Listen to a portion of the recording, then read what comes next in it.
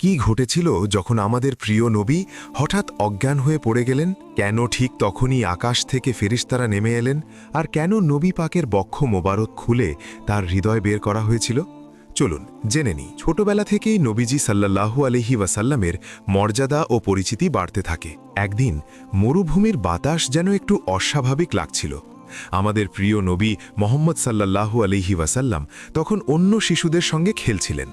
হঠাৎ খেলতে খেলতেই তার মুখ ফ্যাকাশে হয়ে যায় এবং তিনি অজ্ঞান হয়ে মাটিতে পড়ে যান। ঠিক সেই সময় আকাশ থেকে দুইজন ফেরেশতা নেমে আসেন। তাদের হাতে ছিল একটি রূপার পাত্র, যাতে বরফ ও জমজম কূপের পানি ছিল। ফেরেশতারা খুব যত্ন করে নবীজি সাল্লাল্লাহু আলাইহি ওয়াসাল্লামকে শুইয়ে দেন।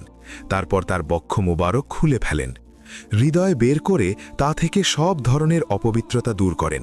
এরপর সেই হৃদয়কে জমজমের পানি দিয়ে ধুয়ে আবার আগের জায়গায় স্থাপন করে দেন।